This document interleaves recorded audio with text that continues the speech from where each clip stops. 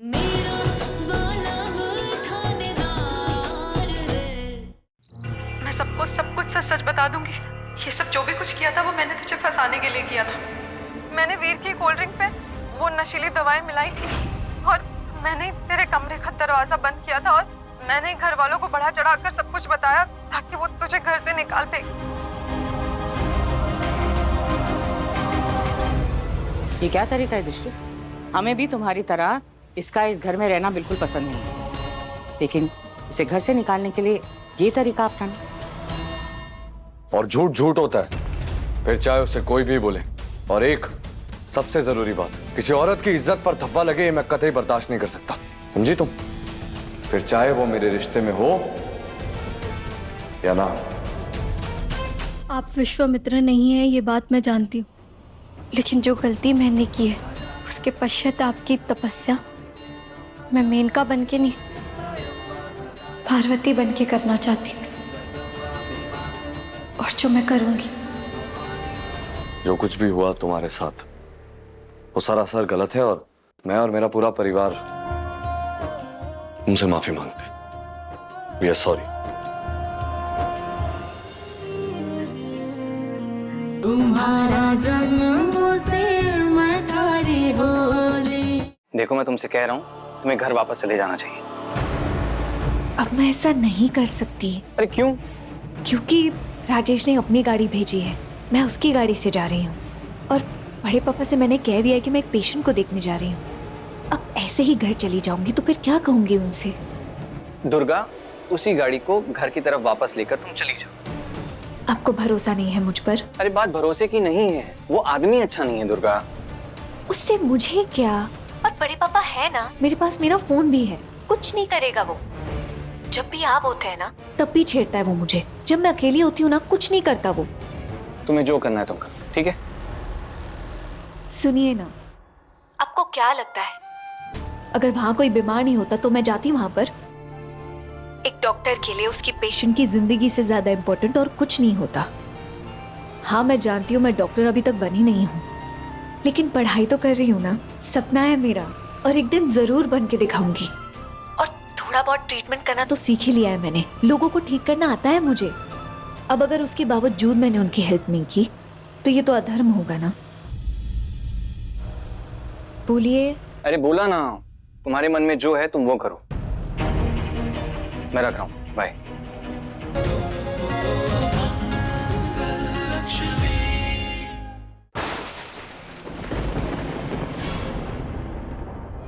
इसका मतलब जीजू दीदी को नहीं, ऐसा नहीं हो सकता।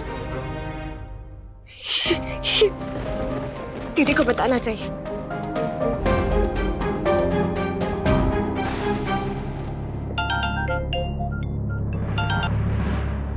क्या है लक्ष्मी, तू कभी सरप्राइज को सरप्राइज नहीं रहने देगी ना? फोन कर ही लिया मुझे और अब मैं भी बिना बताए रह नहीं सकती।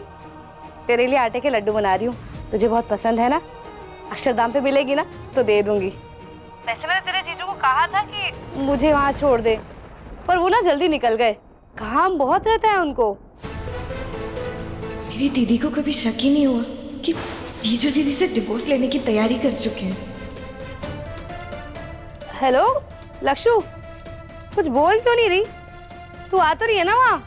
हाँ हाँ हाँ दीदी मैं आ रही हूँ। हाँ तो बता, तूने फोन किया है, क्या कुछ काम था? हाँ दीदी, मैं भी आपके लिए कुछ ला रही हूँ। आपको पता ही नहीं है, आप सोच भी नहीं सकती कि जीजू ने क्या किया है। आप अपनी आंखों से देखिए, उन्होंने आपको डिवोर्स देने की तैयारी कर ली है।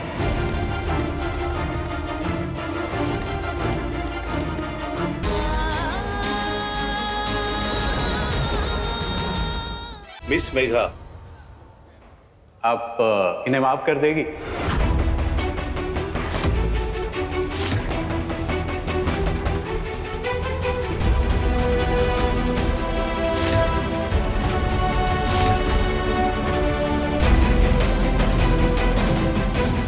नहीं जज साहब, बिल्कुल नहीं।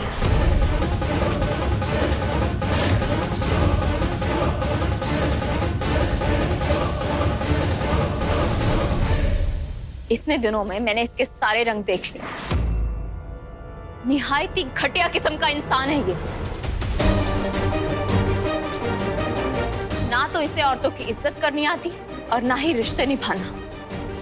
मनोज ने ना सिर्फ मेरे शरीर को बल्कि मेरी आत्मा को भी चोट पहुंचाई है और इसलिए मैं इसे कभी माफ नहीं कर सकती, कभी नहीं। जज साहब, मैं इस इंसान के साथ नहीं रह सकती। मैं इसके साथ सेफ फील नहीं करती हूँ।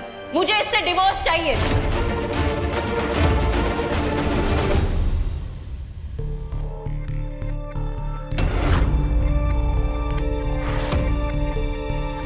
और अगर आप मुझे इससे डिवोर्स नहीं दिलवा सकते तो आज वो हर औरत जो न्याय व्यवस्था पर भरोसा करके अपने आवाज उठाती है, अपने हक के लिए लड़ाई लड़ती है, आज उन सभी की हार होगी। जज साहब, अगर आपको कोई पटक पटक के मारे, हाँ? आपको टॉर्चर करे और फिर बाद में बोले सॉरी मुझसे गलती हो गई, मुझे माफ कर दो, क्या ये न्याय है?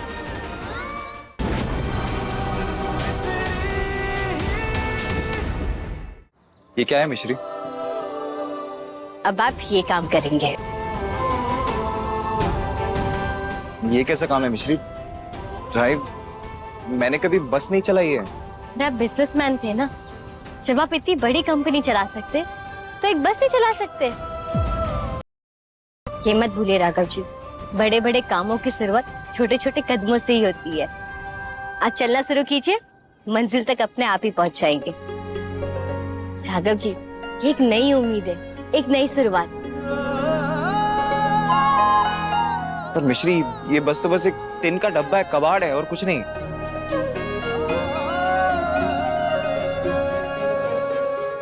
मिश्री, चल क्या रहा है तुम्हारे दिमाग में? हमारे साथ चलिए।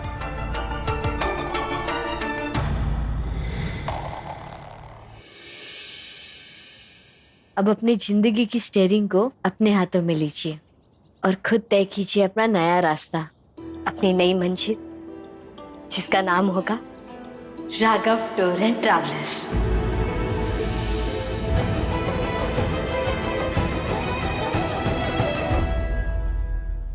मिश्री, ये हाँ राघव जी, चलिए चलिए, अभी सीधा अपने अगले स्टॉप पर रुकेगी, जो होगी आपकी खुद की कंपनी।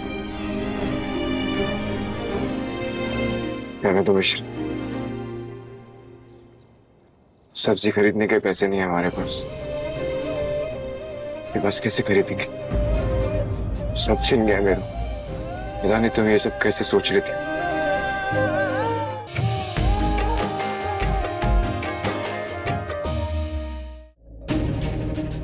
देखिए mister Bajwa, it's enough now.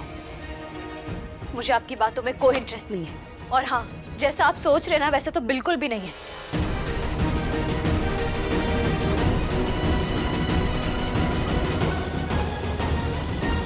तुम चाहे कुछ भी बोलो, कितना ही छुपा लो, लेकिन सच यही है कि तुम्हें मेरी परी हो।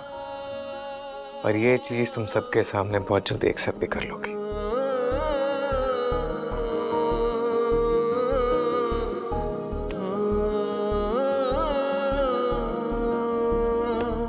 पार्वती, प्रेजेंटेशन देख ली?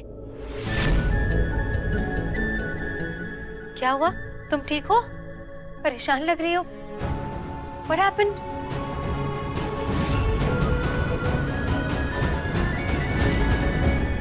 पार्वती, क्या हुआ है? प्लीज बताओ ना मुझे। Any problem? तुम्हारा चेहरा देख के बता सकती हूँ कि तुम परेशान हो। अब हम दोस्त हैं ना, और नीति एक बार किसी से दोस्ती कर लेती है ना तो मरते दम तक निभाती है। आई प्रॉमिस, मैं तुम्हें कभी कुछ नहीं होने दूंगी। नीति, वो मेरी चेन लेके चले गए। वो बाबूजी ने मुझे पैसा क्यों दे दी थी? वो तू रो मत, मैं अभी लेकर आती हूँ। अरे भागा भागा भागा! निकाल निकाल निकाल! अरे निकाल निकाल!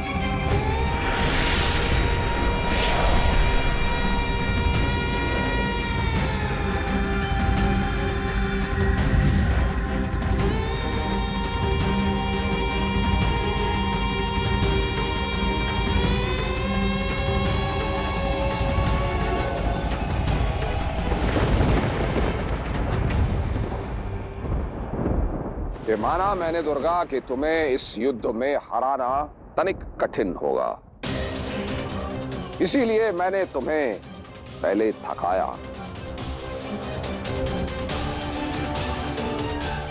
प्यास लगी है?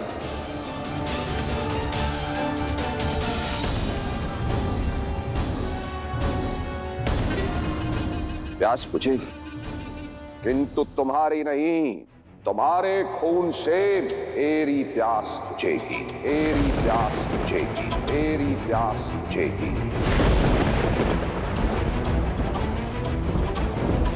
ये माना कि तुमने मेरे सभी सैनिकों को मार दिया, किंतु तुम्हारा संहार करने हेतु ये महिषासुर ही पर्याप्त है, ये महिषासुर ही पर्याप्त है, ये महिषासुर ही पर्याप्त है।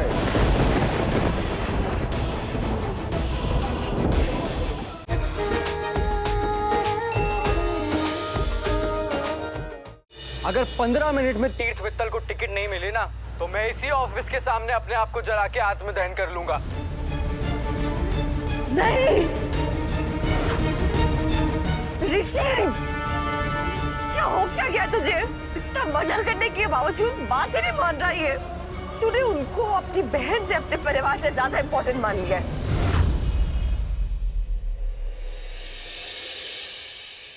पार्टी के जो भी हेड है उन पे इतना प्रेशर डालेंगे ना कि उनको आपको टिकट देनी होगी। ये आपके ऋषि, आपके छोट भैया नेता ऋषि का वादा है आपसे।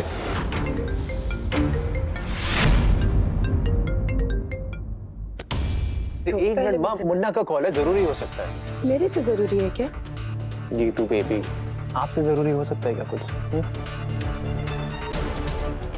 नेताजी फोन क्यों काट रहे हैं? तीर्थ मित्तल को टिकट दिलवाना अब तुम्हारा काम है। डर की ऐसी आग लगाओ, वो आग सिर्फ तीर्थ मित्तल की टिकट से ही बुझे, जैसे तुम अपने नेता के लिए आत्मदहन करने वाले हो।